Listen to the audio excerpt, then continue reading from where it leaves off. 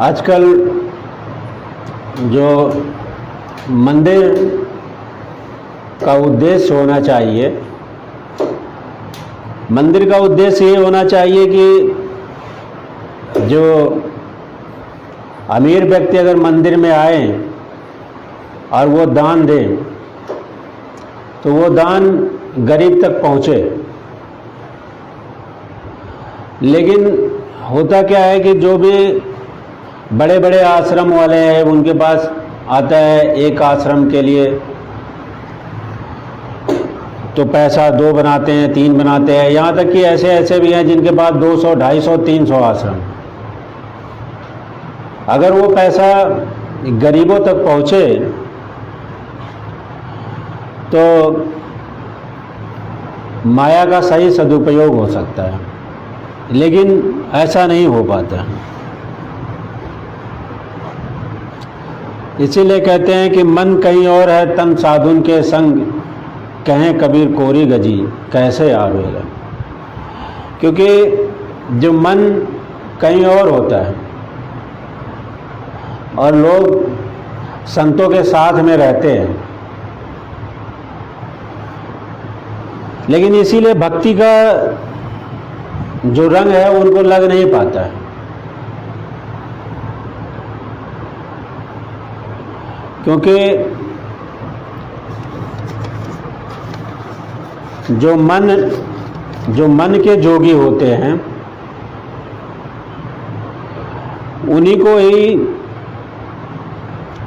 जो गुरु को प्रिय होते हैं। क्योंकि जो मन से भक्ति करते हैं वही परमात्मा को भी प्रिय होते हैं। कहते हैं हम तो जोगी मने के तन के करे सो और मन के जोग लगाओते तो दशा भई कुछ और। लोग अपने जो शरीर के जोगी बनते हैं, ज़्यादातर लोग शरीर के जोगी बनते हैं, घर छोड़ दिया, माया छोड़ दी। लेकिन होता क्या है कि घर त्याग दिया, परिवार त्याग दिया, ये तो आसान होता है। लेकिन मेन चीज़ है क्या है कि भोजन नहीं त्यागा। क्योंकि जो भोजन नहीं त्यागते ये सबसे बड़ी यही समस्या साबित होती है। क्योंकि भोजन के लिए माया की आवश्यकता होती है और माया प्राप्त करने के लिए पुरुषार्थ की आवश्यकता होती है। लेकिन जब ऐसे लोग जोगी बनते हैं तो वो लोग ये सोचते हैं कि हमें आश्रम में जाएं तो हमें सिर्फ बढ़िया बढ़िया खाने को मिले और कुछ करना ना पड़े।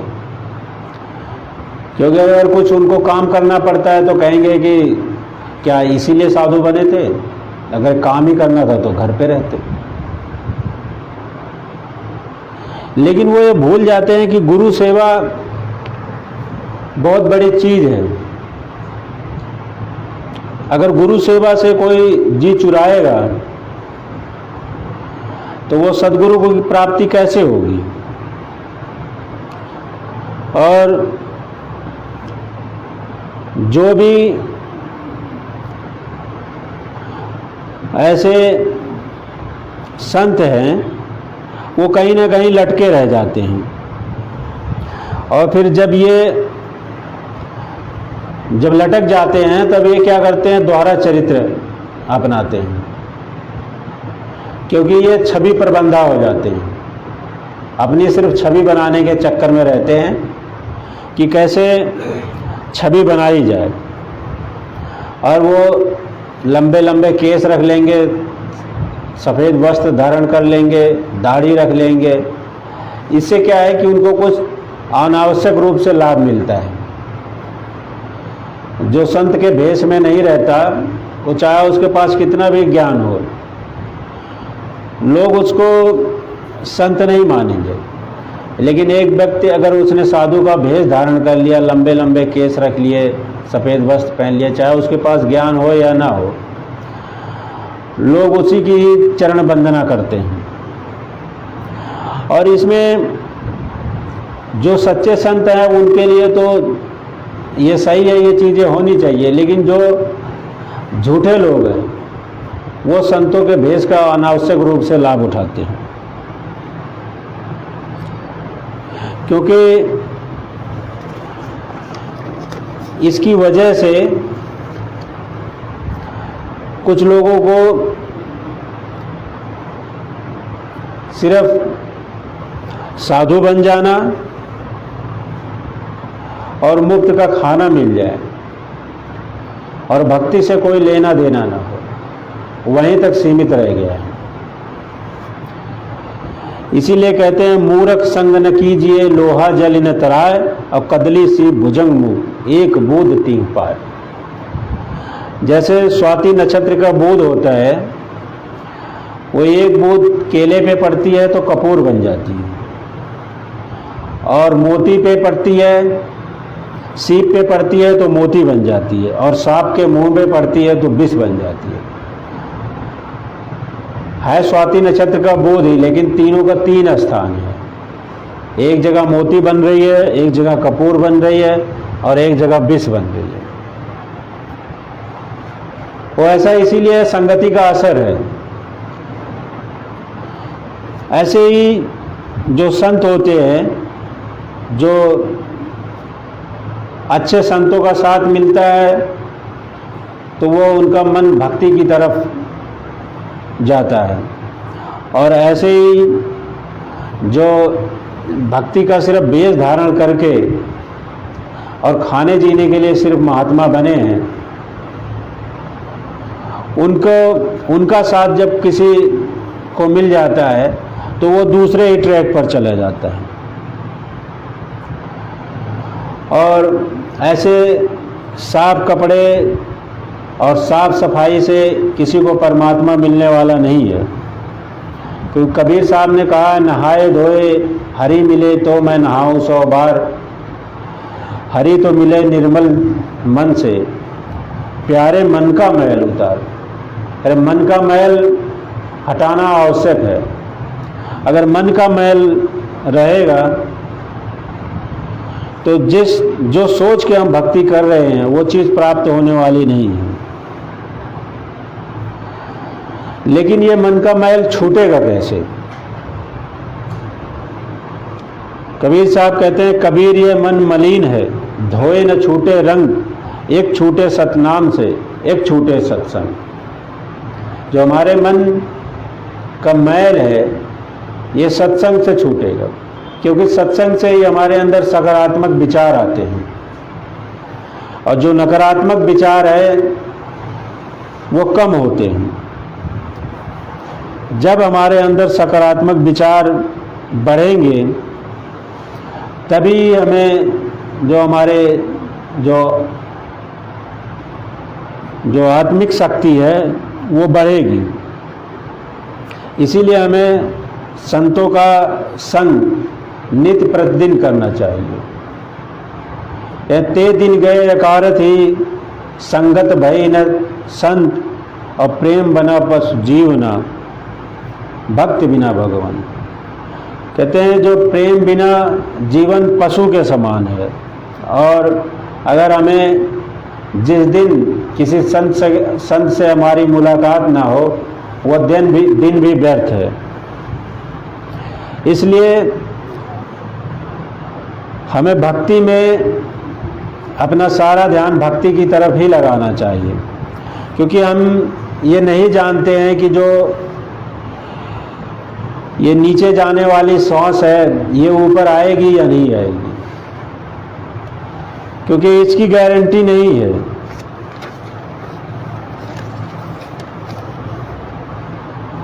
और हम जो प्लान है बड़े दूर का बना के रखते हैं।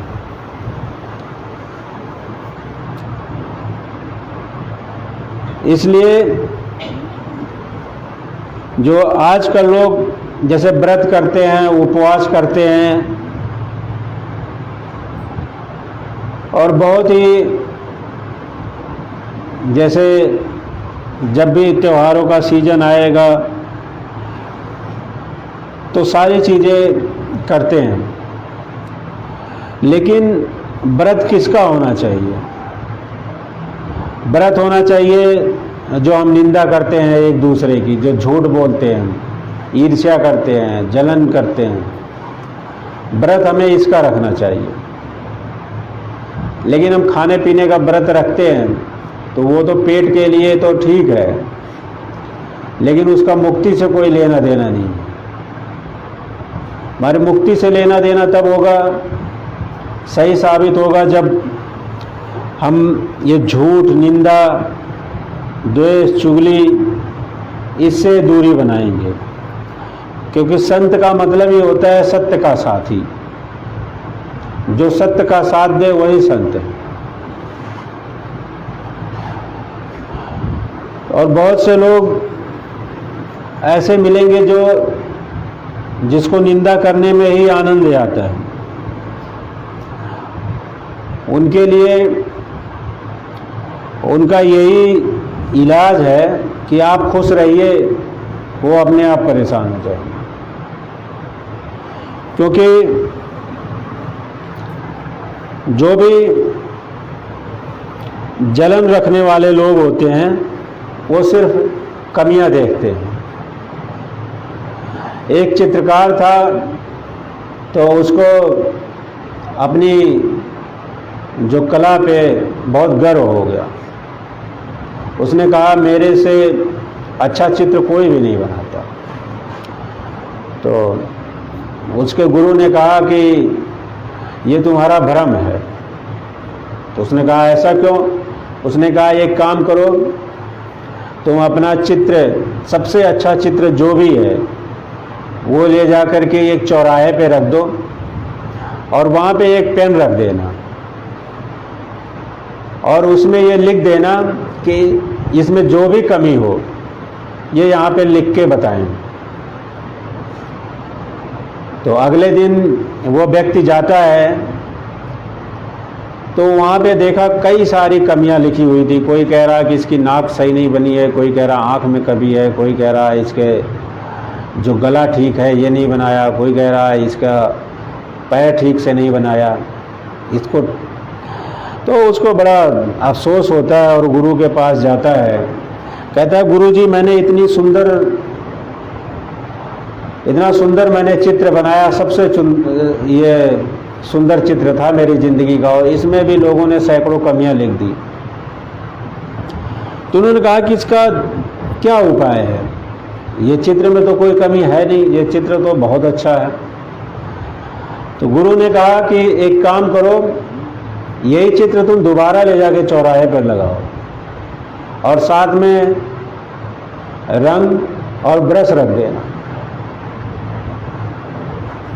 और ये बता दें, उसमें ये लिख देना कि इसकी में जो भी कमी है वो दूर कर दें। तो अगले दिन उसके बाद फिर जाता है वो, तो देखता है कि उसका किसी ने भी कोई कमी दूर नहीं करी। वो चित्र वैसे के वैसा। तो गुरु ने उनको ये समझाया कि लोग कमियां पकड़ते हैं लेकिन कमियां दूर नहीं करते। क्योंकि जब आपका समय खराब चल रहा होगा तो लोग आपका हाथ नहीं पकड़ेंगे, आपकी गलतियां पकड़ेंगे। इसीलिए जो सच कहना बड़ा मुश्किल काम होता है। अगर कोई व्यक्ति सच कहता है तो वो समाज में परेशान रहता है, और झूठ जैसे एक रस्सी पे बैलेंस करके चलने के समान होता है, वैसे संसार में लोग झूठ बोल के बैलेंस करते हैं और उसी के हिसाब से चलते हैं। इसीलिए सदगुरु कबीर साहब ने कहा है कि साच कहूँ तो जग रूठे और झूठ बोलूँ तो राम, कबीर बेचारा क्या करे, दोनों कठिन है काम। क्योंकि जो सच बोलता है वो सबको कड़वा लगता है और उसके वो सबको चुभने लगता है। और जो झूठ बोलता है, वो चिकनी चुपड़ी बातें करता है, वो लोगों को भा जाता है। इसीलिए सदगुरु कबीर साहब ने कहा है कि अगर सच बोलूं तो लोगों को अच्छा नहीं लगता, और झूठ बोलूं तो जो हमारे अंतर राम है उसको अच्छा नहीं लगेगा। इसीलिए कहा है कि जो भक्ति है, ये अच्छाई है, ये हमें दूसरे के लिए नहीं करनी है, अपने लिए करनी है। क्योंकि अगर हम अपने लिए करेंगे तभी हमारी मुक्ति का रास्ता संभव है। क्योंकि कहते हैं राम राम सब कोई कहे, ठग ठाकुर और चोर, और जिस राम से ध्रुव प्रहलाद तरे वो राम कोई और। वो राम कौन है? वो राम है आत्मा राम।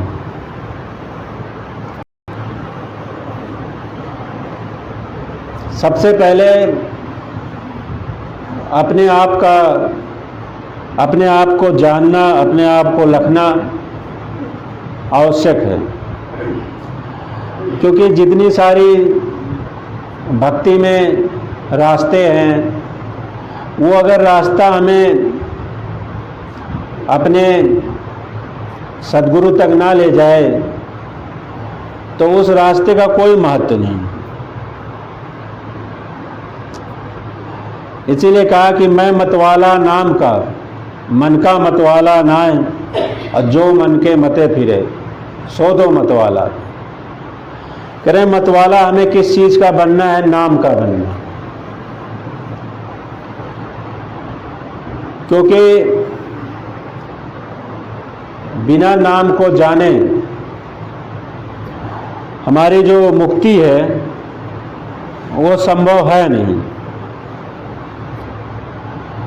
ले सतगुरु कबीर साहब ने इशारा किया कि नाम है कहाँ पे।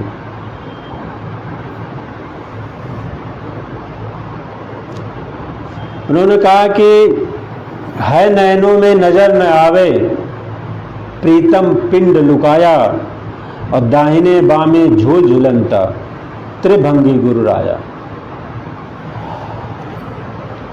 वो कह रहे हैं हमारे अंदर ही है, लेकिन छिपा हुआ है, लुकाया हुआ है। कह रहे प्रीतम पिंड लुकाया, वो कह रहे हैं छिपा हुआ है, और छिपे हुए को ही हमें ढूंढना है। लेकिन संतों की कुछ ऐसी बाड़ियां हैं जो कि कभी कहीं के लिए प्रयोग हुई है, कभी कहीं के लिए प्रयोग हुई है। इसको जानने के लिए अच्छे गुरु का मिलना बहुत आवश्यक है। क्योंकि जब तक हमें सत्संग की समझ नहीं होगी तब तक हमारी जो भक्ति की दशा और दिशा भी तय नहीं होगी। एक अच्छे गुरु का मिलना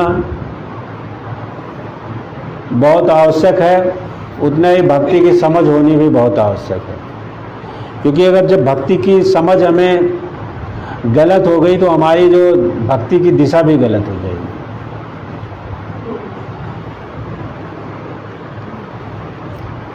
इसीलिए कहा कि नाम नैनन में रम रहा, जाने बिरला कोय, और जाको सदगुरु पूरा मिले वाको मालूम। उन्होंने कहा कि नाम हमारे नैनों में रम रहा है, लेकिन एक और सदगुरु कबीर साहब की है जिसमें वो कहते हैं नाभि से नाम उठाया, सीधा बंक नाल चढ़ाया, मौजा सुख सागर की पाया। अब एक तरफ तो यहाँ पे इशारा कर रहे हैं कि नाम नैनन में रम रहा, दूसरी तरफ कह रहे हैं कि नाभि से नाम उठाया सीधा बंकनाल चढ़ाया। तो नाभि से भी इशारा कर रहे हैं नाम की। तो ये कौन से नाम हैं? दोनों एक ही है या अलग अलग है? इसको भी जानना आवश्यक है। कहते हैं नाभि से नाम उठाया सीधा बंकनाल चढ़ाए। अब बंकनाल तो सभी सुनते हैं, जानते हैं, लेकिन बंकनाल का नाम बंकनाल पड़ा क्यों, ये भी जानना चाहिए। क्योंकि बंक और प्लस नाल, बंकनाल पहले जैसे पुराने ज़माने में सुनार हुआ करते थे, तो उनके पास एक टेढ़ी सी नाल हुआ करती थी, जो छोटे छोटे जो गहने होते थे, बहुत छोटे छोटे बारीक बारीक, उनको जोड़ने के काम में आती थी, और उसी से लौ फूंकते थे। उसी के अनुसार संतों ने इसका नाम बंकनाल रखा। इसीलिए कुछ संतों ने कहा कि जो बंकनाल सुधा करे सो यार हमारा। संतों ने इसको सम करने की भी विधि बताया है। अब जो सदगुरु कबीर साहब कह रहे हैं कि एक बार नाम नैनन में रम रहा, एक बार कहना नाभि से नाम उठाया, तो ये जो चीज़ें हैं इसको जानने के लिए एक अच्छे गुरु के ही शरण में जाना चाहिए। और इस चीज़ को हमारे गुरु जी इस चीज़ के ज्ञाता थे। उन्होंने इस ज्ञान की जो जड़ तक पहुँचे थे, इसीलिए वो हमेशा कहा करते थे कि लोहे चुंबक प्रीत जो लोहे को लेत उठाए, ऐसा शब्द कबीर का काल से लेत छुड़ाए। कह रहे हैं कि वो नाम, वो शब्द में वो पावर है जिससे जो काल से बचा जा सकता है, मुक्ति का रास्ता तय किया जा सकता है। इसीलिए कहते हैं कबीर कबीर क्या करे तू खोज आपन शरीर, 10 इंद्रिय बस में कर आपे आप कबीर। हमारी 5 ज्ञान इंद्रियां, 5 कर्म इंद्रियां, इसको बस में करना बहुत आवश्यक है। इसी के साथ मैं अपनी वाणी को